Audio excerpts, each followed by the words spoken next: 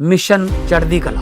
और मैं भारत के हर नागरिक को, उद्योगपति को, चैरिटेबल ट्रस्टों को, कलाकारों को, पूरी दुनिया में बसते पंजाबियों को, बहन भाइयों को दिल से अपील करता हूँ, आओ पंजाब को दोबारा अपने पाँव पे खड़े करने का टाइम आ गया है। पुनर्वास में और रिस्ट्रक्चर में पंजाब का साथ दीजिए। मैं वचन देता हूँ, जो भी आप मेहनत की कमाई से 1 रुपया भी अगर निकालोगे तो 1.25 रुपया बना के हम पारदर्शिता और ईमानदारी से इस्तेमाल करेंगे। और जानकारी चाहिए तो rangla.punjab.gov.in ये वेबसाइट पे जा सकते हैं, सब कुछ डिटेल मिल जाएगा। आओ मिलकर हाथ से हाथ जोड़ के एक ऐसा पुण्य उसमें योगदान डालें और बता दें दुनिया को कि पंजाब किसी भी संकट के सामने हारता नहीं है। नमस्कार दोस्तों, आप देख रहे हैं 4 PM और मैं हूं आपके साथ सिमरन। दोस्तों, एक और जहां देश का जेन जी बेरोजगारी और पेपर लीक को लेकर के सड़कों पे है, उत्तराखंड में युवा 15 लाख के एवज में पेपर आउट होने को लेकर के सरकार के खिलाफ धरना प्रदर्शन कर रहे हैं, तो वहीं दूसरी ओर बिहार में नौकरी मांग रहे संविदा कर्मचारियों को पहले ही पीटा जा चुका है। हालांकि इस सबके बीच में बड़ी खबर निकल के ये सामने आ रही है कि राहुल गांधी ने वोट चोरी को लेकर एक और बड़ा धमाका किया है। राहुल गांधी ने सरेआम देश के जेन जी को बताया है कि कैसे वोट चोरी का बेरोजगारी से सीधा कनेक्शन है। राहुल के इस नए धमाके से एक और जहां बीजेपी में हड़कंप मच गया है, तो वहीं दूसरी ओर बिहार में कांग्रेस की 100 साल बाद हो रही CWC की बैठक में ये मुद्दा रफ्तार पकड़ चुका है। राहुल गांधी ने कैसे वोट चोरी को बेरोजगारी से जोड़ा है, उत्तराखंड में जेन जी की कौन सी बड़ी मांग है, सब कुछ मैं आपको अपनी 60 मिनट की रिपोर्ट में बताने वाली हूं। और साथ ही इस पे भी चर्चा करेंगे कि कांग्रेस की CWC से कौन सी बहुत बड़ी खबर निकल के सामने आई है। दोस्तों, सबसे पहले बात करते हैं देहरादून की, क्योंकि ये वही जगह है जहां पे मौजूदा समय में जेन जी का गुस्सा सड़कों पे दिखाई दे रहा है। देहरादून की सड़कें जेन जी के गुस्से से गूंज रही हैं। हजारों युवा उतर आए हैं। प्ले कार्ड्स में लिखा है कि नौकरी दो या सड़क पे आके सब क्लियर करो। आपको बता दें दोस्तों कि ये प्रोटेस्ट बेरोजगारी के खिलाफ है, लेकिन बैकग्राउंड में पेपर लीक का शेडो है। आपको बता दें कि UK ट्रिपल SC का ग्रेजुएट लेवल एग्जाम 21 सितंबर को था, लेकिन लीक की अफवाहों ने आग लगा दी। 21 सितंबर को एग्जाम शुरू हुआ, 11 बजे आधे घंटे बाद पेपर बाहर आ गया। स्वाभिमान मोर्चे के बॉबी पनवार ने सड़कों पे उतर के गुहार लगाई कि ये सिस्टम का जो है सबसे बड़ा फ्रॉड है। प्रोटेस्टर्स ने डिस्ट्रिक्ट मजिस्ट्रेट ऑफिस घेरा। पुलिस ने सेक्शन 163 BNSS लगा के रोकने की कोशिश की, लेकिन युवा नहीं माने। जेन जी यानी कि 1997 से 2012 वाले, ये वो जनरेशन है जो सोशल मीडिया पे ग्रो अप हुई है, वो चुप नहीं बैठते हैं। देहरादून में 5000 से ज्यादा स्टूडेंट सड़क पे उतर आए हैं। ट्रैफिक जाम है और लाठी चार्ज तक के हालात बन गए हैं, लेकिन उनका मैसेज क्लियर था कि हमारा फ्यूचर चोरी हो रहा है। ये सिर्फ देहरादून ही नहीं, पूरे उत्तराखंड का इशू है। राज्य में 2025 में 2 बड़े लीक हो चुके हैं, एक तो ग्रेजुएट पोस्ट का, दूसरा स्पेशल टास्क फोर्स ने पकड़ा। लेकिन प्रोटेस्ट का पॉइंट सरकार युवाओं को दबा रही है। जेन जी बोल रहा है कि हम वोट देते हैं, लेकिन जॉब्स चुरा ली जाती हैं। आपको बता दूं दोस्तों कि ये देहरादून की अकेली हालत नहीं है, बल्कि पिछले दिनों पटना में भी संविदा कर्मचारी सड़कों पे उतरे थे। 10 दिसंबर को हजारों वर्कर्स गार्ड निबाग से बीजेपी ऑफिस तक उन्होंने मार्च निकाला। Demand equal pay, job security की थी, लेकिन लैंड रिफॉर्म्स डिपार्टमेंट ने 7480 को टर्मिनेट कर दिया। ज्यादातर औरतें थी। एक महिला धरना, हंगर स्ट्राइक, लेकिन गवर्नमेंट ने जो है पूरा इग्नोर किया। और हद तो तब हो गई जब नौकरी मांगने वालों पे पुलिस ने लाठी चार्ज कर दिया, जिसमें कई लोग घायल भी हो गए। प्रोटेस्टर बोले कि हम 1 महीना इंतजार किया, कोई बात करने को आया ही नहीं। डिपार्टमेंट कहता है कि जॉब पे वापस जाओ, जबकि सच्चाई ये है कि कॉन्ट्रैक्ट जुलाई में ही खत्म हो चुका है। उसको पहले एक्सटेंड किया, फिर काट दिया।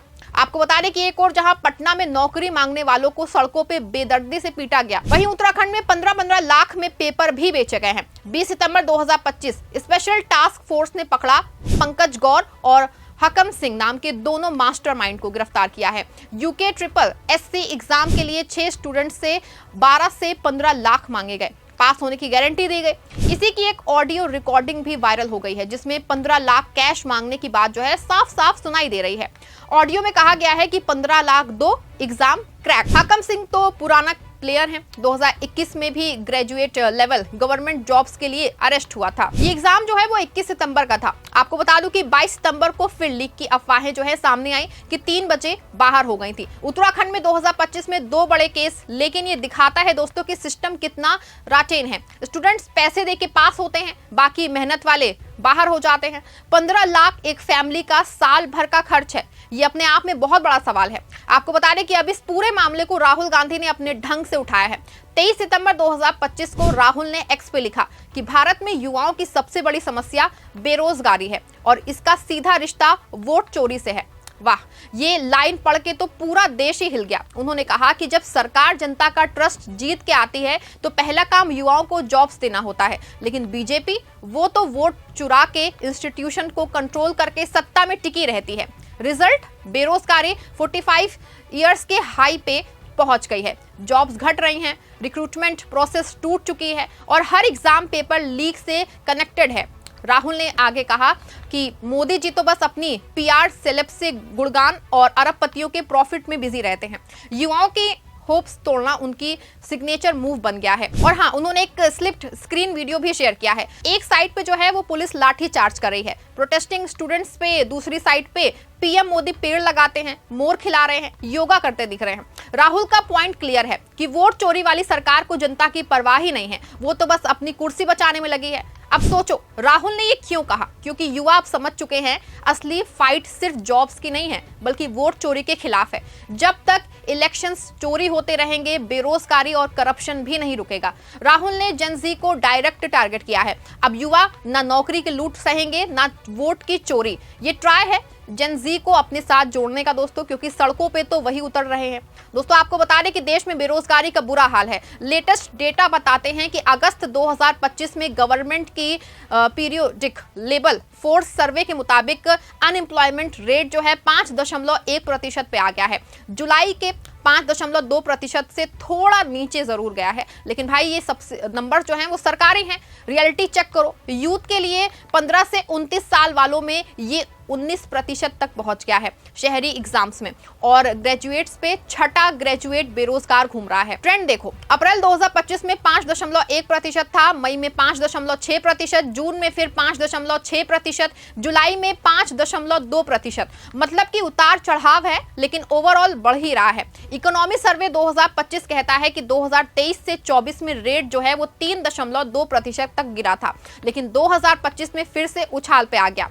क्यों? क्योंकि लेबर फोर्स पार्टिसिपेशन रेट भी सिर्फ 54.9% है। मतलब कि आधे से ज्यादा लोग या तो जॉब ढूंढ रहे हैं या फिर हार मान चुके हैं। ग्रामीण एरिया में मेल्स के लिए 4.5%, लेकिन अर्बन फीमेल्स के लिए 8.7% है। युवा जो है खास के ग्रेजुएटेड वाले सबसे ज्यादा हिट हो रहे हैं। ये बढ़ कैसे रहा है? Population boom. हर साल 1.2 करोड़ नए इंट्रीज लेबर जो है मार्केट में, लेकिन जॉब क्रिएशंस बस 60 लाख सालाना। गैप कहां से भरेगा? मैन्युफैक्चरिंग 14% पे अटक गया है। दोस्तों इसके उलट जो है साल 2014 से पहले नरेंद्र मोदी ने क्या प्रॉमिस किया था? गुजरात सीएम ने पीएम कैंडिडेट बने, चिल्लाए कि 2 करोड़ जॉब्स हर साल मिलेंगे, लेकिन 2013 में 1 करोड़ कहां? लेकिन 11 साल बाद वो प्रॉमिस कब का भूल गए। 2024 में ELI स्कीम लॉन्च की, 10,000 करोड़ अलॉटेड, लेकिन 1 साल में 0 डिसबर्ट, रिटर्न हो गया पैसा। मोदी जी ने कहा था कि जॉब्स फॉर ऑल, लेकिन रियलिटी 2014 से 25 तक मैन्युफैक्चरिंग जीडीपी शेयर 16.7% से गिर के 15.9% तक आ गई है। नोटबंदी ने छोटे बिजनेस तोड़े, जीएसटी ने कंफ्यूजन बढ़ाया, अग्निवीर स्कीम से आर्मी जॉब्स कटे। रिजल्ट, हरियाणा जैसे स्टेट में डंकी रिस्क ले रहे युवा, और बिहार में पलायन रोको, नौकरी दो, लेकिन कुछ भी नहीं बदला है। प्रॉमिस था कि जॉब क्रिएशन, लेकिन डिलीवरी जीरो। युवा आज भी चाय पकौड़े बेचने को मजबूर है। पेपर लीक की बात करें तो ये महामारी है। 2019 से 25 तक 70 से ज्यादा कंफर्म्ड केसेस 15 स्टूडेंट में हो चुके हैं। इससे जो है करीब 1.7 स्टूडेंट अफेक्टेड होने का अनुमान है। बुलडोजर वाले बाबा जी का यूपी टॉप पे चल रहा है। राजस्थान और महाराष्ट्र 7-7 केस हैं उसमें, बिहार 6, गुजरात और एमपी में 4-4। 2025 में ही NEET, NET, SSC CGL cancel हो चुका है। आपको बता दूं ये सब वही राज्य हैं दोस्तों जहां जहां पे बीजेपी की सरकार है। इसमें कुछ मामले सीधे केंद्र सरकार में है। कांग्रेस की CWC की बैठक में ये मुद्दा कन्हैया कुमार ने उठाया है और इसमें ऐसे में साफ है दोस्तों कि एक और जहां अपने पीएम साहब 2 करोड़ नौकरी का वादा करके देश की सत्ता में आए थे, लेकिन 11 साल बाद वो पूरी तरह से देश में बेरोजगारी को खत्म करने की पूरी तरह से फेल हो गए हैं। आपको क्या लगता है कि उत्तराखंड में जेन ज़ी जिस तरीके से सड़कों पे है और राहुल गांधी और उनकी पार्टी जिस तरीके से वोट चोरी अभियान को बेरोजगारी से जोड़ रही है, ये कितना सही है? क्या सच में बीजेपी की सरकारें इसी वजह से युवाओं और बेरोजगारों को भाव नहीं दे रही हैं, क्योंकि वो जानती हैं कि वोट चोरी से फिर से चुनाव जीत लेंगे? पूरे मामले पे आपकी क्या राय है कमेंट में जरूर बताइएगा। इस खबर को लाइक और शेयर भी करिएगा और चैनल पे नए हैं तो चैनल को सब्सक्राइब भी जरूर करिएगा।